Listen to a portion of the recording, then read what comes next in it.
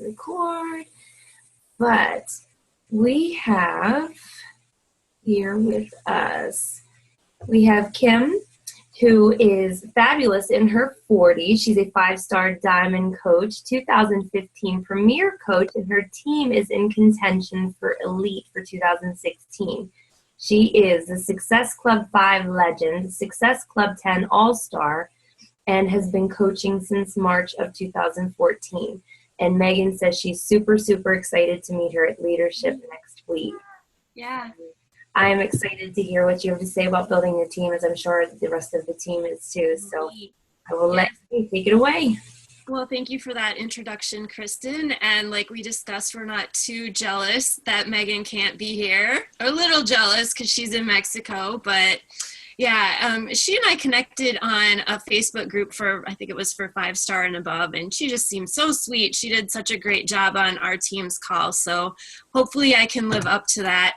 Tonight I'm going to talk to you guys a little bit about branding yourself and niche marketing, because I do have a little experience with this. In my life prior to Beachbody, I was a mommy blogger. I started a website called mommysavers.com nearly 17 years ago. So this is like way back in early 2000, late 1999.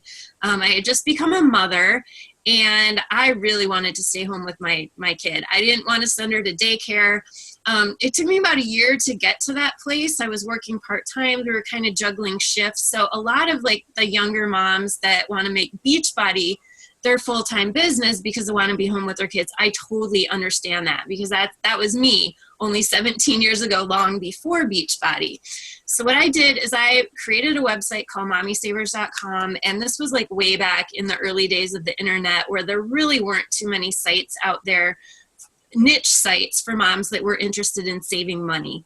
So I wrote about that. I ended up, I'll sum it up, I'll give you guys a short version, but I've written 3 books on frugal living, 2 of them related to like babies. I've done a whole bunch of media tours where I get to travel around and speak on regional TV shows about saving money. So I did that all throughout my 30s. I built a pretty successful career in my own estimation. Like I kind of never thought I would be an author, never thought I would do all that stuff. So I was riding pretty high, felt pretty good. But I turned 40, and I'm not quite sure. It was kind of a downward spiral, if you will. I wasn't really excited about the mommy blog thing anymore because my kids were, teenagers or preteens at the time. Wasn't excited about writing about clipping coupons and changing diapers because that just really wasn't my life anymore. And like, if you, as you guys know, if you're not passionate about something, it's really kind of hard to motivate yourself to do it. So I was kind of in that space with my career, not feeling the most fit. I've never really had a weight problem per se, but I was like what I call skinny fat. I was thin. I could wear what I wanted to. We all kind of judge how our genes fit. But I was flabby. I had no muscle tone. My metabolism was like that. Didn't take care of myself. I drank tons of Diet Coke. I mean, it wasn't pretty. But more than that, I was just like, I was depressed. I battled with seasonal affective disorder. I live in Minnesota, so it's not a good place for that. And then I have anxiety and depression to top it all off. So not in a good place. And that's kind of when I found Beachbody. And when I found fitness, actually found fitness a little bit sooner than I found the coaching opportunity. But I knew that was kind of my path out. So Beachbody kind of found me, and I knew that I had nothing to lose by just giving it a shot and everything to gain. I knew I could do blogging and writing because that's what I had done before, but the thing that I really couldn't wrap my mind around is, how is this 42-year-old woman going to be seen as a credible fitness coach? I mean, like, here I go from mommy blogger to all of a sudden you're calling yourself a fitness expert. I mean, not that I called myself an expert, but like, coach, really, like, what does that mean? So I guess my story is my story of rebranding myself from mommy blogger to Beachbody coach, and kind of how I went about doing that, and how each and every one of you can do that with your Beachbody career. You can find your own little niche, stuff to talk about that makes you like, just sets your soul on fire and makes you feel like you've got a lot of passion within you. So let's see if you guys can see my screen here. Can you guys see that now where it says, who are you? You go like that if you can see it. Okay, cool. So we're going to talk a little bit about branding yourself as a fitness coach. And what I want to talk to you, about is there are I think I made this slide a few months ago. There's actually, I think, over 500,000 coaches in the network now, or close to it. So what is going to set you apart? I mean, there's so many of us. Like, what would make someone choose you as their fitness coach? Someone needs to mute. Be quiet, please. Okay. So, demographics. For me, a big part of what draws people to me as a coach is the fact that I'm a little bit older. So you can see in the slide here, a lot of my coaches are my age or even older. I'm 45. So my first diamond coach is the before and after picture there. Her name's Donna. She's 57. So I guess part of our team's vibe is you can be healthy and fit at any age, and we're going to rock it no matter how old we are.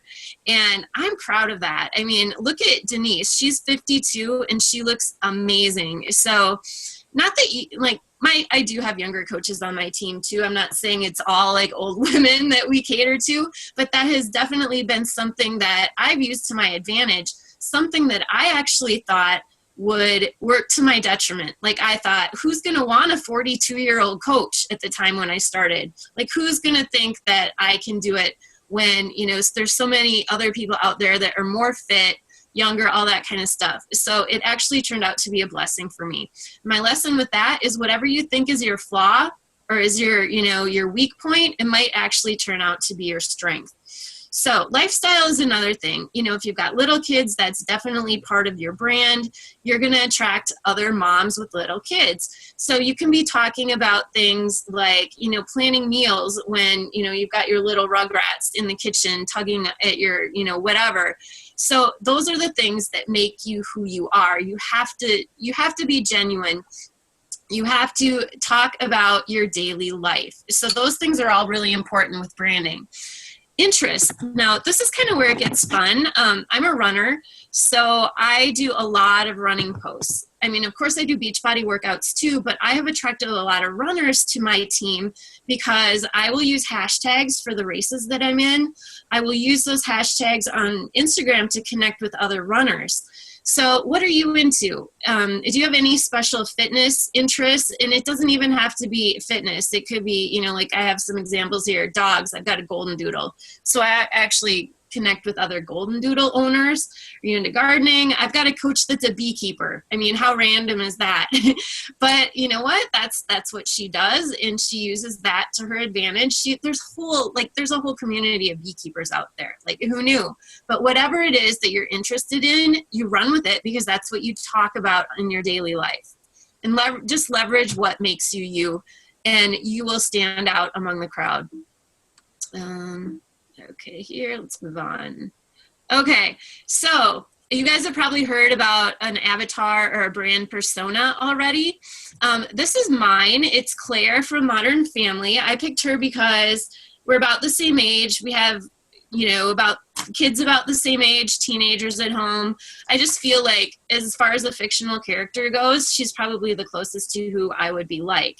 So when I write a post, I think of Claire sometimes, or like that's who I'm trying to hit. Like, what would Claire want?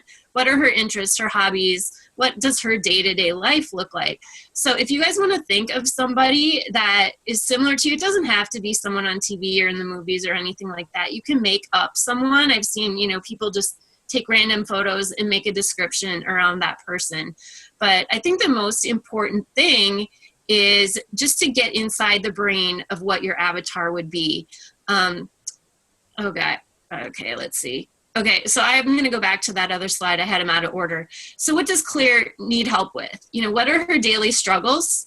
If you watch the show, she's always struggling with her kids. What does she dream about? I know in the show she was kind of struggling with her career too. And in that phase where, a lot of 40-something moms deal with this issue is like, they've had to focus on their young children for so long. Once the kids get back into school and are more independent, then what do you do? So that's kind of an issue that I talk about in my social media.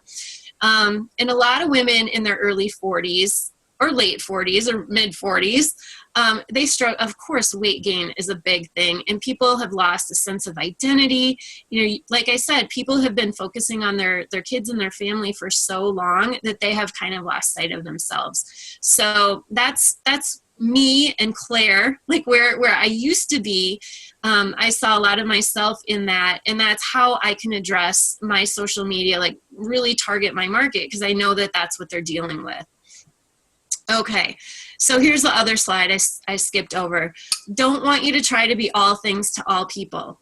You know what? I would rather have you piss off a whole bunch of people and get really, really connected to the ones that like you for the right reasons.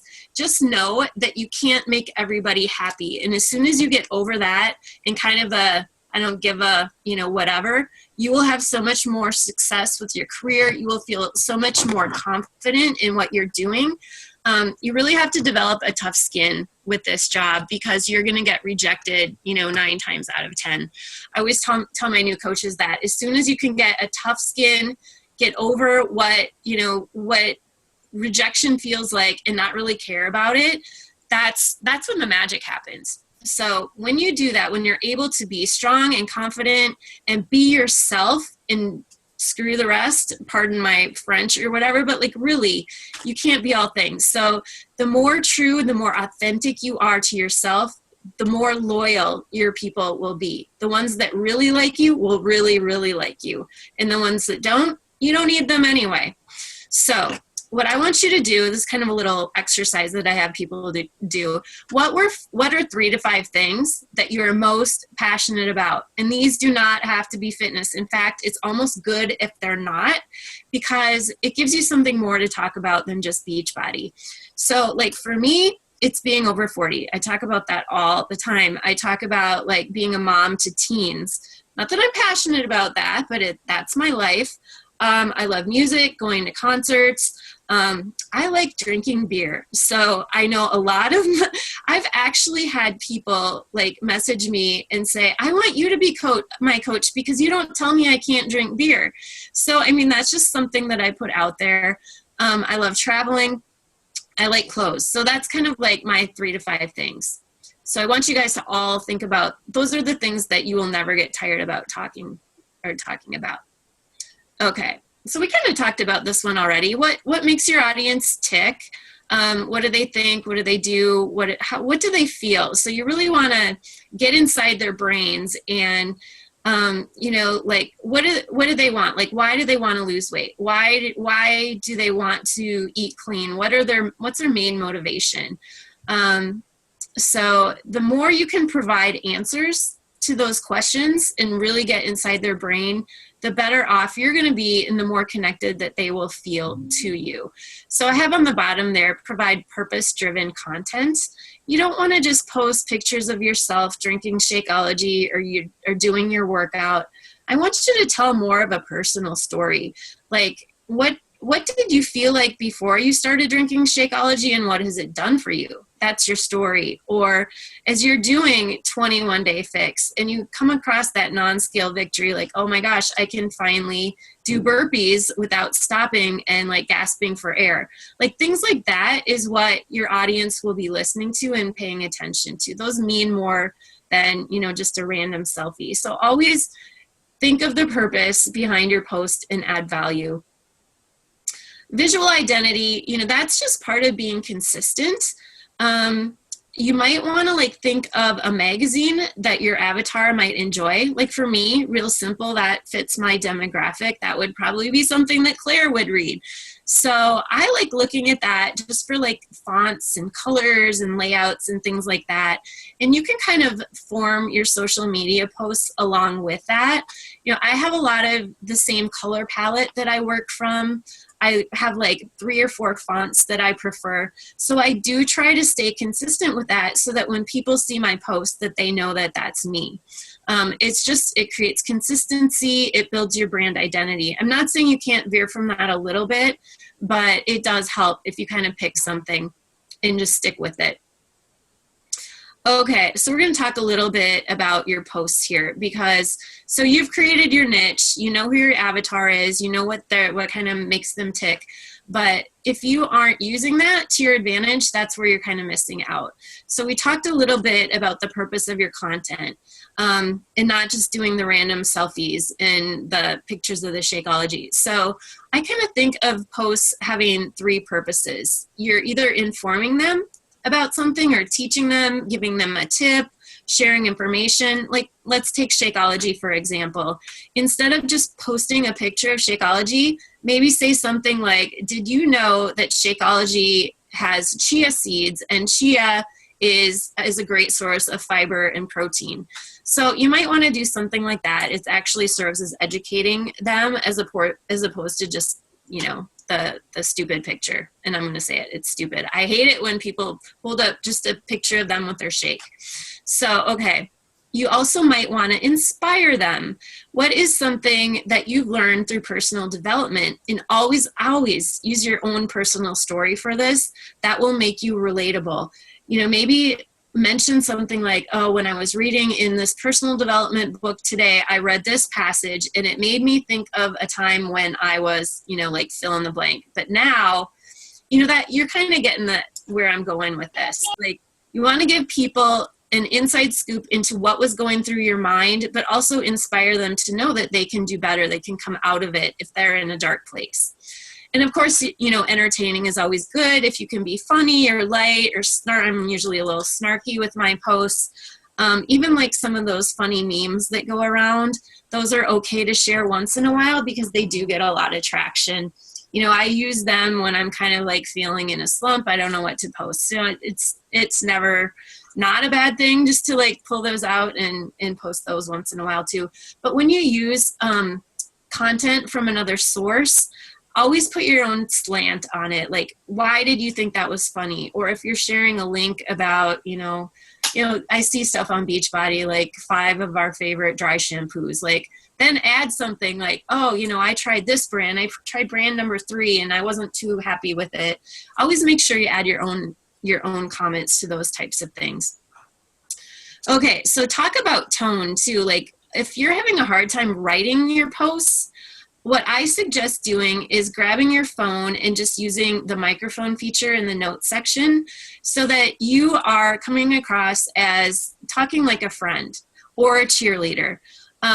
Expert, be careful with that. You don't want to come across as being an expert if you really aren't one, but maybe you are. You know, maybe you're a fitness instructor, or maybe you're a dietitian or a nurse or something like that. And if you do have those special talents or those special qualities that set you apart, you should definitely use them. So think about that when you're writing your post. And also the note feature works really well. I also use it in the car too when I'm brainstorming, just talking into that notes feature, and then I can like edit it later and turn it into a post. Okay, I also want you guys to think about what your brand mission is. And this kind of goes along with your why. You know, we always talk about what is your why for becoming a coach. It's so different for everybody, and this is something that really, really evolves over time. My why is always changing. When I first signed up, my why was to earn money. My second why was seeing my parents' health fail and not wanting that to happen to me. That was a huge why for me.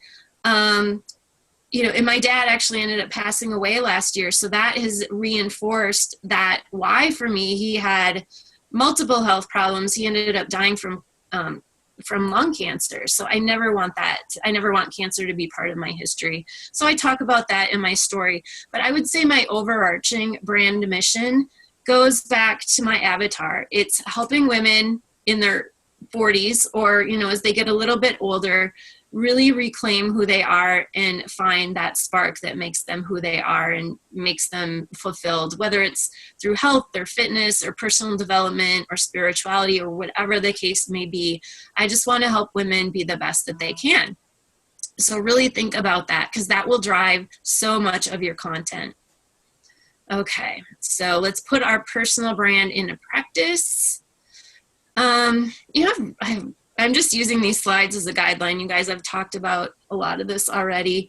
So we've talked about consistency, cross-platform consistency. That would just mean making sure that you're the same person on Instagram and Snapchat as you are on Facebook.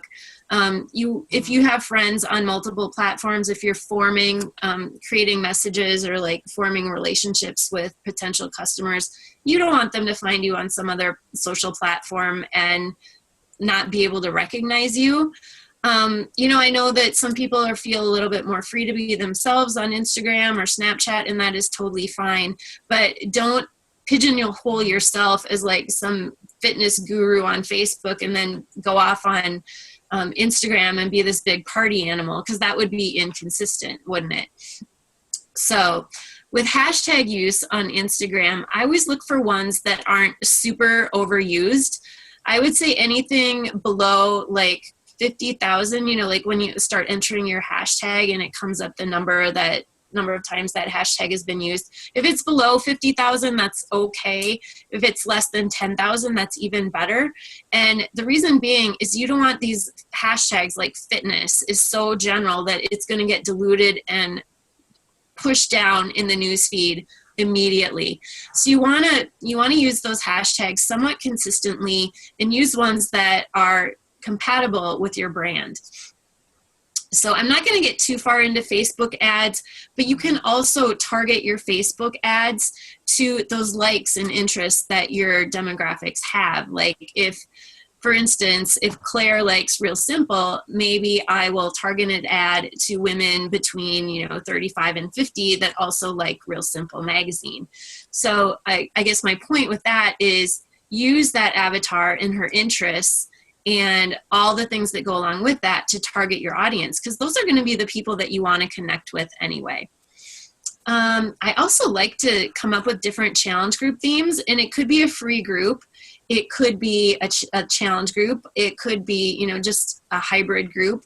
I do a lot of my challenge groups around the personal development books that I read, because I love personal development. That's my favorite of all the vital behaviors. And so like right now, I'm inviting to a Badass Bootcamp book, or the book is You Are a Badass. We're calling it Badass Bootcamp. And that one has been super popular. I've done it a few times already. So I guess my point with that is just think about the problems that your avatar has and target your groups, especially your free groups around that. I'm also doing one right now called Create Your Own Happy. And that's a free group that I'm running. It's just a 10-day group. It's a little bit shorter. And that one is based on Gretchen Rubin's The Happiness Project. And I think a lot of women in my age group kind of need that a little bit. Like The Happiness Project is all about finding joy in everyday life. So it goes along with my mission. Okay. So just here's some examples of this is a post that I did because I want to attract women who maybe feel like they want to be their best in their 40s. So my avatar usually worries that she feels frumpy. 40 somethings, it kind of goes either way. You're either going to rock your 40s, or you're probably going to put on a lot of weight because you don't care anymore. So I want to catch those people before they get down that slippery slope of having given up. And you know who I'm talking about. There's a lot of women out there that just feel like they've given up, and I want to help them, but I also want to prevent that from happening to them. So that post that I wrote was, it definitely shares my story, in feeling like I hit 40 and the best years were behind me. So just really dig into those emotions that you felt so you can connect with other people. The more real and vulnerable and raw you are with your posts, the more you're going to attract other people. And be open to change. I mean, my gosh, this was me 6 years ago as a mommy blogger. And I mean, like I said, I was kind of riding high with my career. My book was at Target. I was on Anderson Cooper. I was writing for coupons.com, but I wasn't happy. So my brand evolved, my personal brand. I was open to change. If I had said my brand is mommy blogger and I can't change, I would never be where I am now. your brand will evolve as you do, whether you're going to be a Beachbody coach forever, or maybe it brings you to another opportunity. There's really nothing wrong with that. And what the beauty of just being able to brand yourself and following your passion is that you will always find people that connect with that, as long as you're really true to yourself. So yeah, be true to yourself. Do what sets your soul on fire. Let your market kind of drive you to explore new things. The things that I post that people respond to most sometimes really surprise me. And those are the things that I have to sit up and take note of and just say, okay, they want more of this. It must be working. So, I'm not so stubborn that I'm not going to change. I'm responsive to my readers and I can evolve. I'm okay with that. And you know what? I might not be into running next year. I ran a marathon this year and it was great. I used that to market my business, but next year, I don't think I'm going to do it. I'm one of those one and done people. It's crossed off the bucket list, time for something new. And that is okay. So as long as you're true to yourself, I've told my story about why I'm really burned out with running. People get it. They relate to that. So just because I've said I'm a runner doesn't mean that I have to be a runner all the time. So let's see. Oh, wait, I'm at the end of the slideshow here, you guys. So I'm going to stop sharing and just open it up. Hopefully you guys have some questions for me here. Totally rambled for too long. Did that make sense to you guys? Or was I just repeating stuff you've heard a million times already? No, I really found a lot of value in the whole evolving process, because me personally, I've found myself growing and evolving, and I've not even been doing this a year. And, even my market is changing the more I evolve and move and shift. And, and then I reflect and think well, am I doing something wrong? And, you start to doubt yourself and doubt your talents and what you want to do. But it's okay. So it was refreshing to hear that other people go through that too. It's nice to know that you aren't alone in those feelings, and that it's okay to change and it's okay to evolve in those things. Definitely. And I find so much support in my challenge groups, because as much as I'm a coach and I'm leading them, they give me so much personal support too. So always be yourself, always be raw and vulnerable. And that's when you feel the most blessed. That's when people will come and say, oh, I felt that too. And it just is the most amazing feeling. I'm reading the questions here. How do you schedule your free book groups? My free groups, I make very short. The one I'm doing right now is a 10-day, and that's about the longest I would ever do a free group. I'm doing that one through a closed Facebook group. I am gradually moving to the My Challenge Tracker app, but those are only for my challenge groups or people that buy challenge packs. So yeah, my free groups, I usually have 1 or 2 discussion topics every day. And I have scheduled them out on Hootsuite when I'm not around, but I'm home these days, so I just post them. I do one in the morning and one in the evening for that free group. Yeah. My kids are being a pain. Oh yeah, I can totally relate to that. My kids are being a pain too. That's why I'm in the basement and not upstairs, so you can't hear them. And they're teenagers too. You'd think that they'd know better, but they don't. Oh, look, another Kim who's 46. Yeah, we have a lot in common. Very cool. Yeah, you know what? And I will say to you, I'm guessing you go by Kim. I'm also Kimberly. But totally, you have an advantage. You have an advantage by being older. And I trust me when I tell you this, because I've had so many people come to me saying, I don't want a younger coach. I'm like, really? Okay, cool. I'll be your coach. So yeah, very cool. Okay, how do you transition those free groups to challenge groups? So you have to just give them a lot of love and attention in those groups. They have to see the value of that group. Otherwise, they will not continue on. If it's not worthwhile to them, they won't. But if you're constantly commenting, liking, giving them valuable feedback, it's not enough to just be a cheerleader in those groups too. It has to be, that's kind of why I like these these personal development groups because we get into some deeper discussions. We get to know each other a little bit better than like posting a random workout and being like, oh, good job. That doesn't really help you get to know somebody.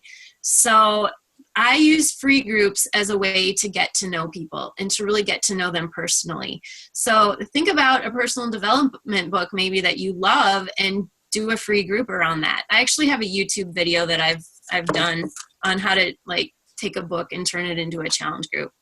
But if you want to Google that, my YouTube name is Beach Ready Now. That might help you. Yeah, okay. Do you find it more effective to target large audience as smaller? You know what? I always go for small because I like niche markets. Like my favorite band is the Foo Fighters. So I did a targeted ad just towards women that like Foo Fighters. Because I'm like, those are the people I want to work with. So I don't know. That's just my strategy. I also have a really great ad running on you guys know this, the supermarket Aldi. I love Aldi, and I used to work for them a little bit on a contractual basis when I was a mommy blogger, and I love them. I love their store. I love their products. They're super cheap. So I did a 21-day fixed menu plan about stuff you could get at Aldi, and that is like my number one ad that I run on Facebook right now. So just experiment and see what works for you.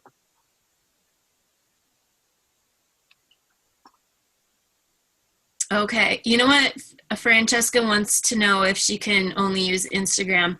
I would recommend using Facebook too. I really would.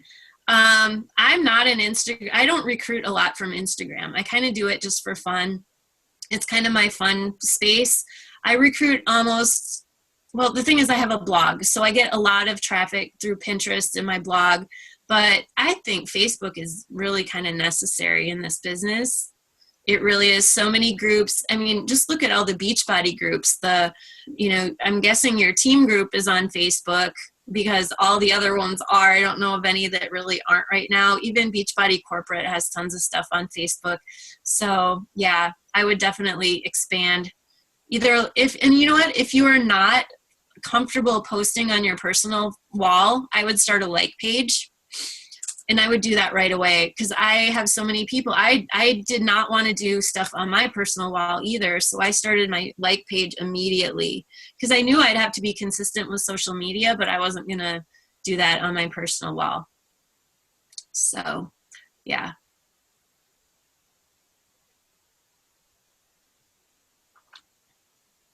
Yeah, like page. Groups are good too. I have a like page and I have a general group for any of my clients, whether they purchase something or not. If they have created a Beachbody account assigning me as their coach, I'll put them in that general support group. I don't post in there as much as I would a challenge group, but I always tell them that they have this group set up for support. If they tag me, I'll answer their question. So, if you get that resistance that, well, why would I sign up for a challenge group when I can do this on my own? Or I don't want to buy Shakeology, but, I still want to buy this. Will I still get your support?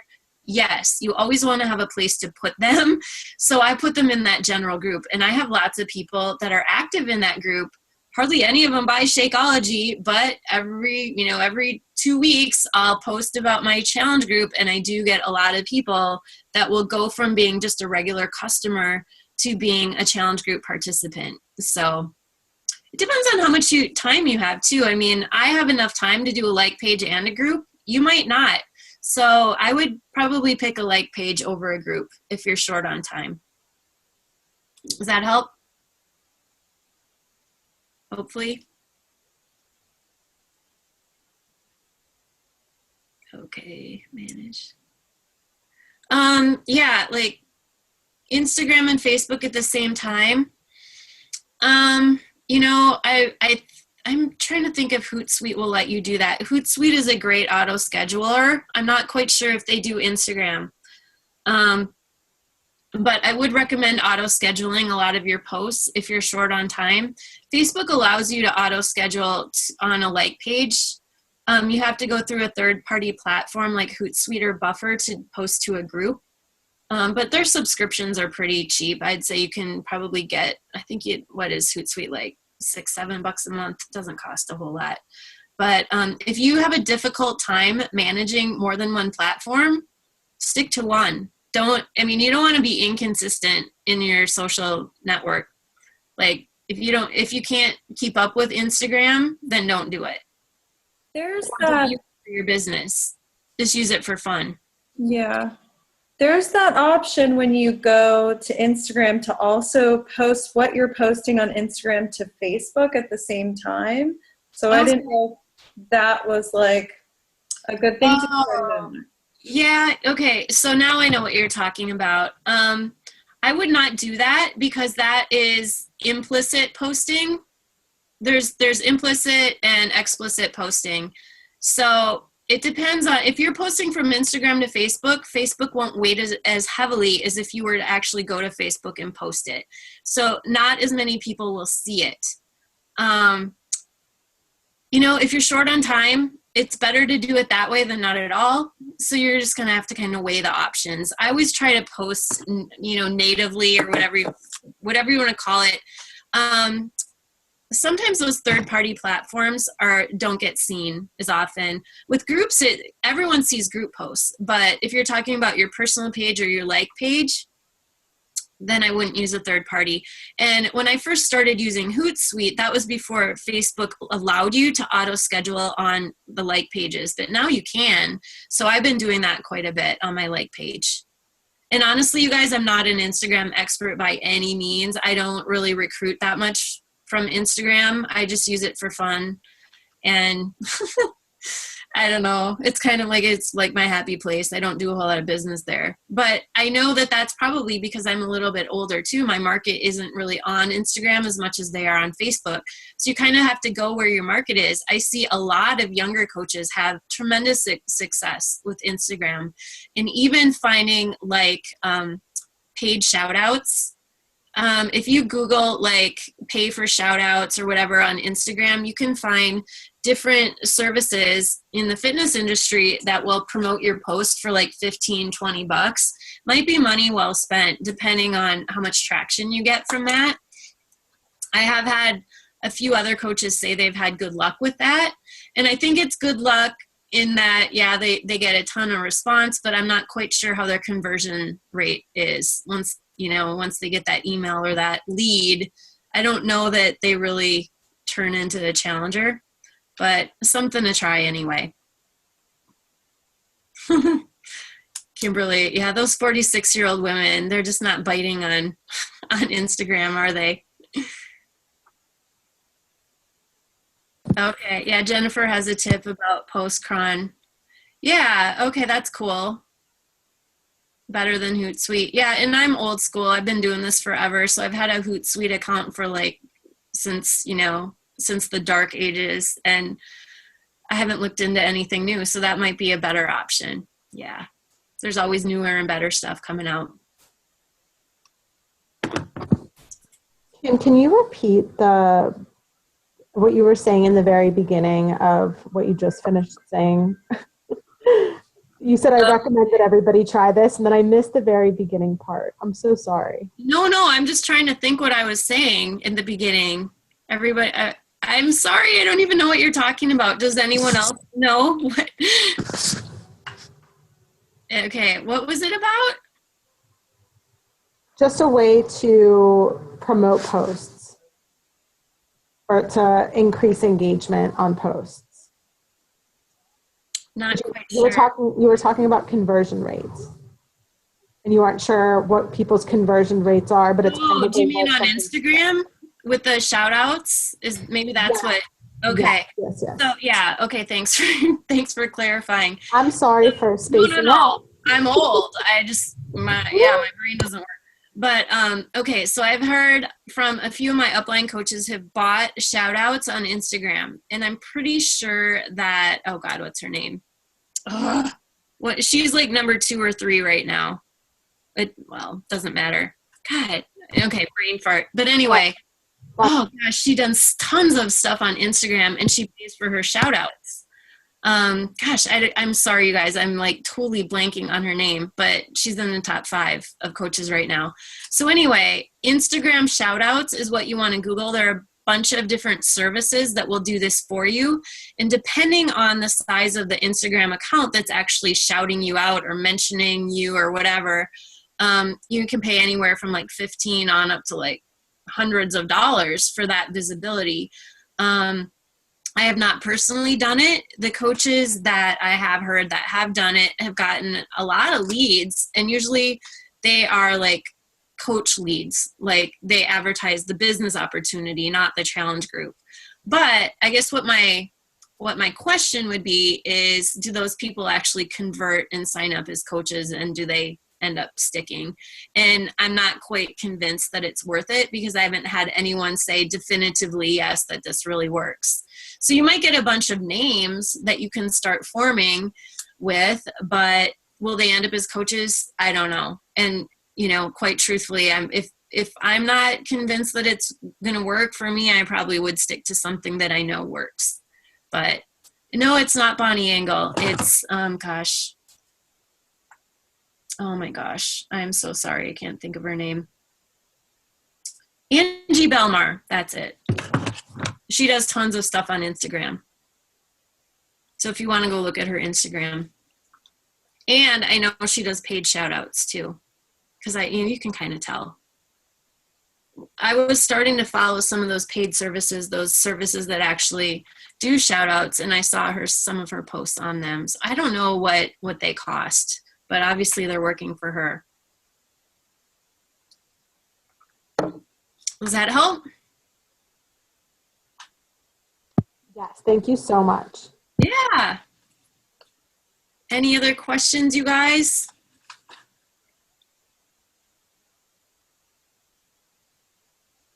No?